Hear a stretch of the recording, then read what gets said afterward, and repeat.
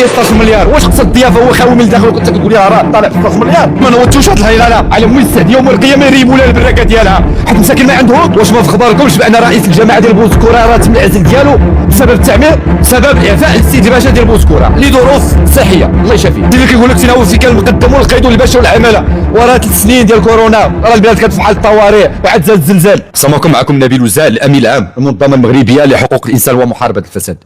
كما شاهدنا مجموعه ديال الفيديوهات ديال واحد عمليه الهدم ديال قصر الضيافه في منطقه بوزكوره النواحي ديال الاقليم عماله اقليم النواصر. للاسف تم ترويج مجموعه ديال المغالطات من طرف بعض الفيسبوكيين. للاسف راه لا يعقل قصر ديال الضيافه خاوي من الداخل كيروجوا بان غادي راه طالع ب 16 مليار. البعض كيتكلم بان 5 مليار 3، حنا كنقولوا والله 800 مليون باش طالع هذاك الشيء، ولكن ما شفناش شي وثائق اللي كتدل بان راه القصر طالع تقريبا بواحد 16 مليار. ولا اخطر من ذلك، والحقيقه اللي ما تقالتش، حنا كمنظمه المغربيه لحقوق الانسان ومحاربه الفساد ما كنستعملوش العاطفه وما كنمشيش بالنوايا. حنا خاصنا نقولوا كلمات الحق، والكلمات الحق هي اللي غنقولوها اليوم. بالنسبه للقرار ديال السلطات المحليه على مستوى عماله اقليم النواصر، نتمم جميع القرارات ديال عمليه الهدم. علاش؟ لعده اسباب.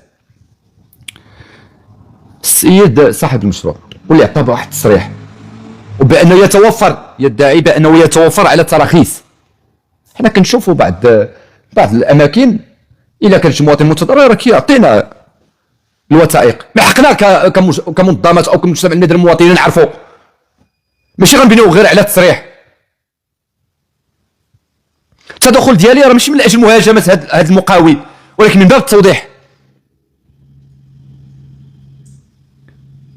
16 مليار في منطقه فلاحيه، مشروع في منطقه فلاحيه غيطلع ب 16 مليار. اسمح لي، القضيه ديال السور حنا كنعرفوا في المناطق القرويه السور ممنوع قانونيا، ممنوع. كيعطيك واحد السور ديال المدخل. اما الا كان بان هذا السيد عنده ترخيص راه غير قانوني. وكنعرفوا المنطقه ديال بوزكوره رئيس الجماعه الترابيه ديال بوزكوره تم العزل ديالو بسبب التعمير. كاين البعض كيروجوا بان تم الهدم القصر الضيافه، راه تم الهدم غير واحد الجزء. اما راه كاين الجزء الثاني راكم وثقتوا الاخ ماهر.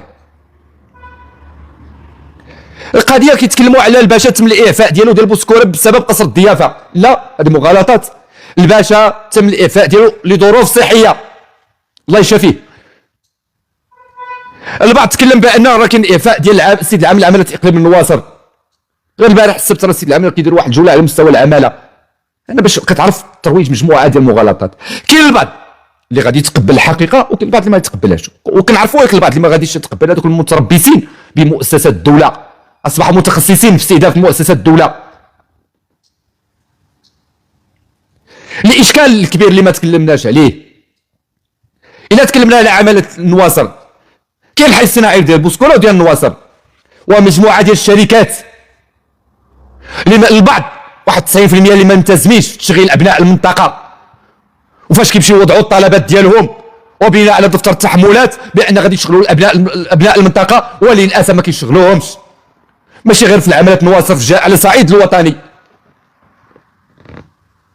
لا يعقل بان غتجي دير واحد الاستثمار وكتلتزم بناء على دفتر التحملات من اجل تشغيل ابناء المنطقه 300 ولا 400 ديال ابناء المنطقه وما كيشغلوهمش، يلا كيشغلوا تقريبا واحد 10%. والاخطر من ذلك، عندما تكون عمليه الهدم شي مستثمر،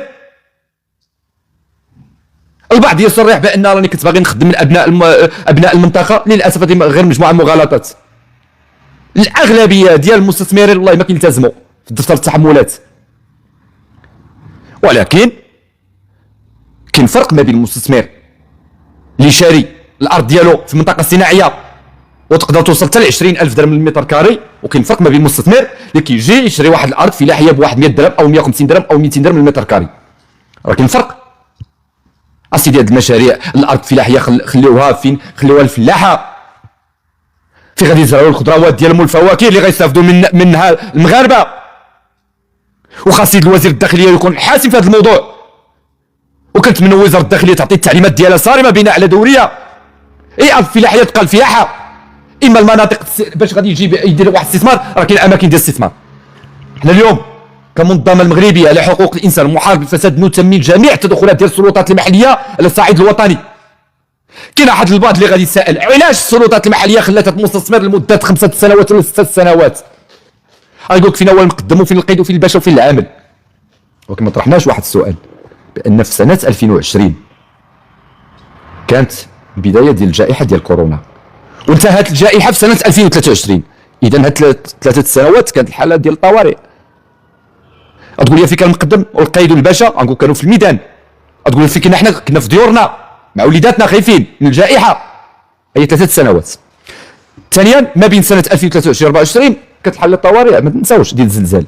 تقول لي ودي لا راه كان في الحوز والتالودات، لا كانت حتى في المحمديه وفي الدار البيضاء وفي طنجه. اذا هي 4 سنوات وكنعرفوا العمليه الحاصله مشرفه ديال السلطات المحليه المستوى العماله ديال وسط محاربه تصدي الناس خارجه على القانون.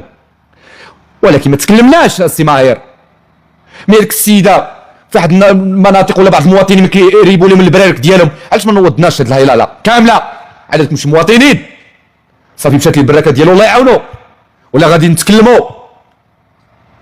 لا اسمح لي، الا كنا غادي نتضامنوا مع السيد منقصر الضيافه ونضمنوا حتى معك السيده اللي رابط لها البراكه ديالها ولا السيد اللي راب ليه البراكه. اما السيد الا كان متضرر من حقه يلتجأ للقضاء، واذا ثبت بان كاين شطط في استعمال السلطه نلتمس من جهات الانصاف. هذا المقاول حنا راه ماشي ضده، ولكن هذه هي الحقيقه، الانصاف ديالو والتعويض ديالو. ولكن باش يتم الترويج مجموعه ديال المغالطات ضد مؤسسه الدوله كمنظمه راه ما يمكنش غادي نسكتوا. والله ولي التوفيق.